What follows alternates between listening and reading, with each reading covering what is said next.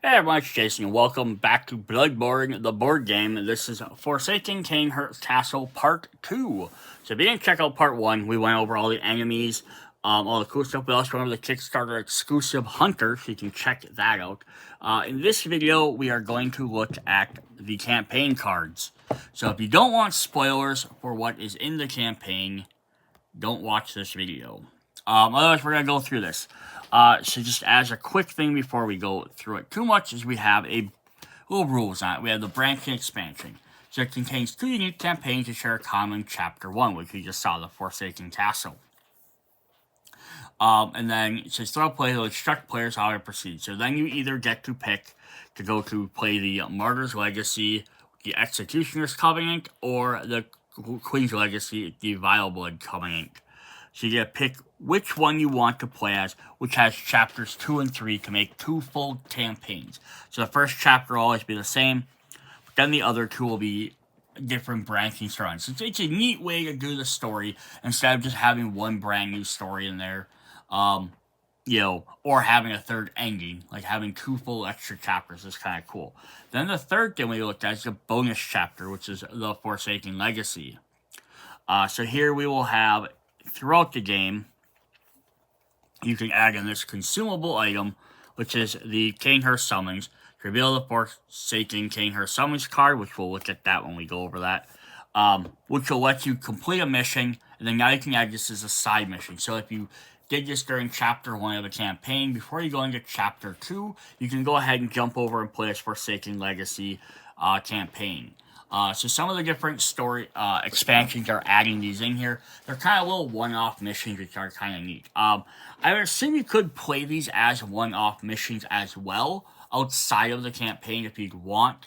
With the only exception kind of also be sort of like trying to almost jump into like a chapter 2 or 3 of any other campaign, is you wouldn't have any of your upgrade cards that you have earned during campaign or chapter 1. So if you're going to try and play it separately, you might want to house rule or break the rules, but maybe start with like somewhere between maybe 3 to 9 starting cards, maybe like 1 or 2 couple of consumables at random, maybe even some random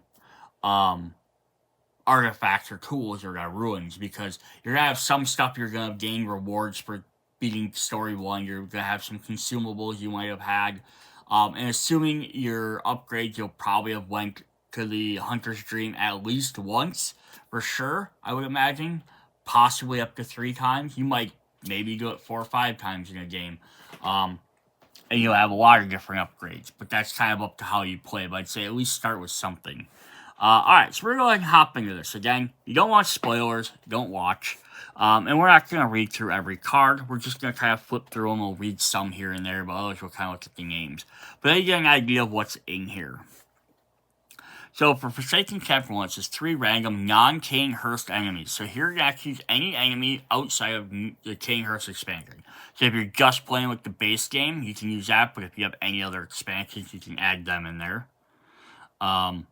But as we can see, we're also using some of the locations from the base game. So I think that's the idea, is we're going to play with stuff from the base game for this one, and then we're going to enter the castle, and then we're going to use all the Cainhurst Forsaken enemies in there. Additional missions were revealed by the Hunt mission. Alright, so this only has 18 cards in it, because it's one chapter. So let's go ahead and see what we have here. We have the Forsaken Summons. It's our first hunt mission. Gives you some different options on how to do stuff. A couple more of those. Probably not too much in it. It's probably lots of the summons. Another Forsaken Summon. There might not even be any insight missions in here. This might just be straight up trying to do the main quest here. Cainhurst Past. Get some rewards here, it's just kind of neat.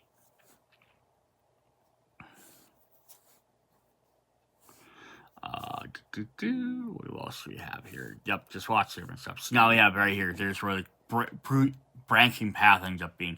Do you side with the Executioners, or do you side with the Vile Bloods? So depending on which side is going to depend on which deck you're going to play next. So if you summon 1, you got Complete the hunt by slaying the Vile Blood Knight. And then here's your reward. Complete this one by slaying Alfred. And it says, if you have the Covenant Vile Bloods, campaign continues with the Queen's Legacy mission. If you have the Covenant Executioners, you can continue with Martyr's Legacy. So it does say on the back, there's like Martyr's Legacy. It will say Executioner's Covenant. And the other one will say Vile Blood. Just kind of mix those together. So very cool. So yeah, we got some different stuff there. So let's go ahead and hop into the Queen's Legacy.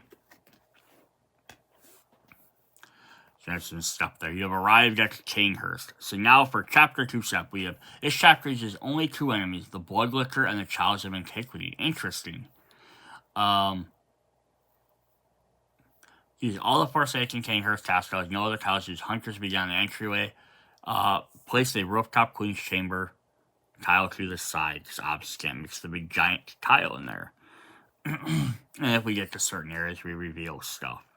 And then for Chapter 3, same thing, we're only using those 2. And we have some special stuff there. Alright, well, we have Queen's Legacy. Just we'll have all our different stuff in here. So, Executioners. Executioners are represented by Insight tokens. They are enemies with 2 HP that do not respawn when slaying. If they ability or special, if they flip ability or special, they use basic 1 attack and stagger. Otherwise, their basic is Hunter's Zeal, cannot be staggered. So they just get more powerful basic abilities. So this is kind of a neat idea too, which I haven't really seen in any other campaign. If you had upgrades for characters, this is actually summoning a specific character. Now, why they couldn't have just included the miniatures in here for this, or a token specifically for that character, kind of like an NPC, and have like your own card or something, I don't know. It's sort of weird. Prey Slaughtered card. We have the Noblewoman. One of our Insight missions. Echoes of the Past. Hidden Guardian. Hidden Passage. Former Guests. Special setups. This is probably for Chapter 3. Move rooftop access tile from the tile deck inside your side. Hunters beginning the Queen's Chamber tile. Back to the Queen's Legacy.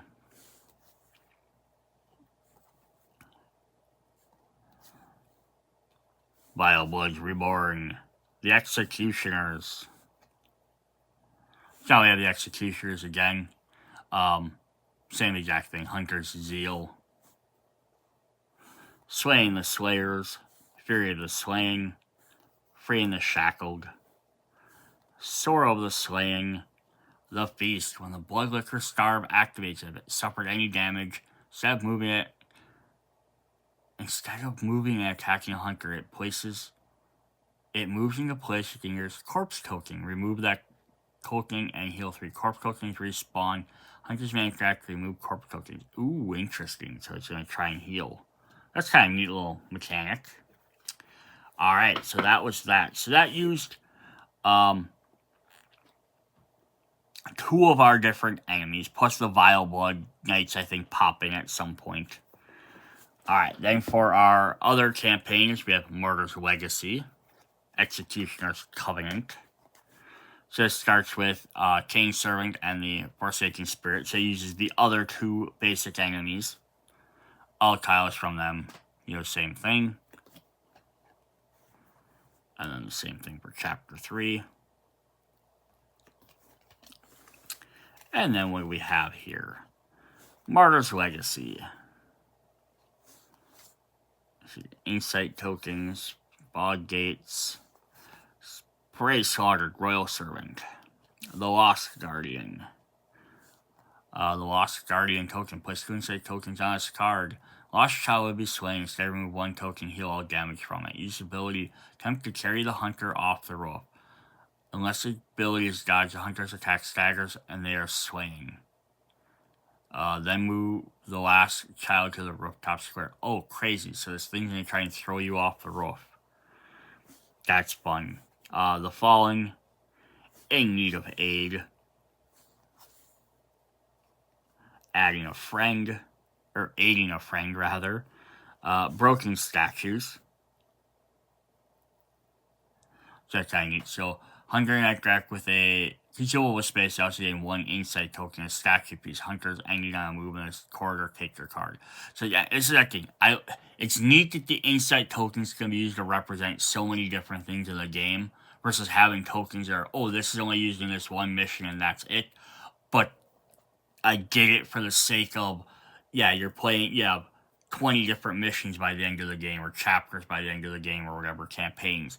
And then you have like, oh, I have 2 tokens I have to find for this particular mission. I have 3 I have to find for this particular enemy, right? Only. Versus insight tokens work overall. But my mental brain's like, I would love to have separate tokens for everything. Just because I think it's more thematic for me. I would rather have 50 tokens and have to find stuff, but it looks more thematic. Murder's Legacy.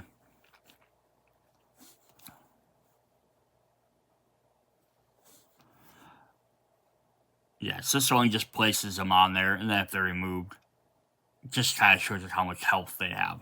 Like, I'm fine with that. Shifting Echoes. Each time Forsaken Spirit uses his ability, it flips their enemy card. Ooh, that is a fun ability. I was really hoping we'd have more stuff like that. Again, I've said this in one of the other videos, as I like this. So in Chalice Dungeon, they have cards to make the game harder. They're right cards. To give extra enemies health and speed, or give you extra conditions, or slow you down, or do stuff like that. I would love to have some like these where it's like, oh, anytime an ally uses anytime they use an ability, or they use the ability card, it flips them over. So now you have a constantly shifting enemy. That'd be kind of a neat thing as well. We have Alfred's Aid, Martyr's Legacy. I love to see more cards like that. The Vile Blood Queen. Annalise only has 1 phase. She cannot move, replaced from the throwing space. When she activates, she flips one of her boss actions, even if she is not in the same space as the Hunter. The start of each round, if she has been slain, deal 2 damage to all Vile Blood Knights, then respawn her. Oh, cool. So that's how she works. I was very curious when I looked at her. She only has 3 HP, but I saw her cards where summon a bunch of Vile Knights and then give them dredge tokens to make them harder to block or do more damage. This is the idea theirs. Basically, if she can keep summoning enough of them, you have to deal with a wave of them before you can even take her out. Martyrdom. Lagaris' Successor. Vile Blood's Defender. Distribute the Ring of Brothel. Slain Corrupted. The Lost Guardians. Challenge of Antiquity gaining extra ability. Hurl Statue. Associate for a Hunter attack me, the Lost Child to the space nearest to the statue and remove that token. All Hunter space must dodge or suffer 3 damage. So now I'm going to try and throw you off the roof, but they're also going to throw statues at you. That's cool. It's really nice of you guys. Sorrow the Slaying, the Feast, Blood Liquor gets to hunt down corpses, and Swayed the Curse. Cool. So there's some really neat stuff in there as well. Alright, that's our main campaign. Then we have our Forsaken Legacy Cainhurst Summons. So this will say, once this chapter has been completed, you may choose to venture into the Forsaken Castle. If you do, you may attempt the Forsaken League Bullet chapter before continuing the campaign. So, I wonder if this is going to work very much like the other one. So, start of the hunt. Forsaken Legacy Bonus Chapter does not utilize insight missions. At the end of the chapter, whether by reach the completing the hunt or the hunt track is ended. Any chapter by completing the hunt or the hunt track is reaching its end. So you don't lose the game for this getting to the end. They did this with the other bonus mission I've looked at, except that one was just insight missions. It's do as many insight missions as you can. This is the opposite. It's doing just hunt missions. So kind of cool that they have opposite ones. Excuse me. You get like two enemies, Blood Liquor and Lost Child of Antiquities. This bonus chapter utilizes all Forsaken Cainhurst tiles. No other tiles are used. Okay, use that stuff. So we're going to reveal our cards to see what we start with. So, Complete a section of the hunt may reward insight tokens, blood dredge. Place them on his card. At the end of the hunt, hunters will gain rewards based on the number of blood dredge collected. When a hunter is slain, the track advances 1 additional space. Hunters do not gain blood echoes from slaying enemies during this chapter. So yeah, you're not trying to necessarily just kill everything in there, but you're trying to complete these hunt missions by probably defeating them to gain extra bonuses for later. This is kind of a neat little extra side chapter thing. So it's kind of neat. So we have Forsaken Legacy. It's going to go through interacts on space. You get to spawn some blood lickers and some childs. Gain 2 insight tokens for the blood dredge. The library got to spawn some stuff. Gain some more insight tokens. Spawn Marker Logius on the rooftop. You have to fight the boss? Dang. That's mean. Gain 3 insight tokens. Flip to the Queen side. Got to fight the Queen too? That'd be awesome. Accept a proposal and go to this thing, or deny the Queen. The hunt complete. Gain 1 insight token. Spawn Annalise, the Viable Queen. So you have to fight both of them potentially in here, depending on how you do it. That's kind of neat. Complete the hunt. No enemies remain in the Queen's tile chamber. Viable Queen only has 1 phase, so in how she works. The hunt complete. And then finally the Cainhurst rewards, which is card number 15. Hunters may exchange blood dredge for the following. Each reward or firearm may only be selected once. So 1 dredge, Ring of the Trolls, Evelyn's firearm or Executioner's Glove. 2 dredge, Tears of Blood, Cannon firearm or Queen flesh if Annalise was slain. Or 4 dredge, Bloodstone chunks, Carl Ruin Executioner or Carl Ruin Radiance. So this is really neat. You kind of got to play through this like little chapter, but you can potentially gain some extra things. Now, dying multiple times doesn't really matter in here, except it speeds up the track, gives you less time to do stuff. But you don't have to upgrade at all. You can't upgrade because you don't get any blood ruins, so there's no point to go back to it. The only reason you'd ever do that is if you have an extra consumable or item card that somehow gives you blood ruins, and then you want to hop back in there, which is always a possibility. There's nothing that says you can't do that. But yes, this is kind of a neat little extra thing to just kind of go through and fight stuff and defeat enemies versus, again, like the other side mission bonus chapter had to do with just completing the inside stuff, which is generally defeating stuff too, but yeah, you get different rewards. Now, I think you could potentially, again, as I said earlier in the video, you could play this as a one-off by itself, but because you are fighting bosses and it's supposed to take place after Chapter 1, you have to probably upgrade your characters a bit to start at Chapter 1. Although this might be an interesting one to see if you could, just because there's no penalty to losing, so what if you just started this game off as your introduction, your first mission, right? You start this off, just have the time limit, and it's all you really have to worry about. It's just basically playing through the 15 turns or defeating everybody, gaining a bunch of points, and then having a bunch of upgrades. So you might only start with like 1 or 2 of these things to start with. You might start with a really cool, the 4-1. But yeah, that could be a really neat way to like start your first mission off. Thing is now you have like, okay, so now if I fail the other ones, the game ends. But here I'm starting off with a couple extra items. So that could be a cool idea as well. Awesome. So that's what we have for that. So that was the Forsaken Cainhurst campaign stuff. So go back, check out the first video for some reason you didn't. Check out all the other campaigns as well. See you guys later. Bye.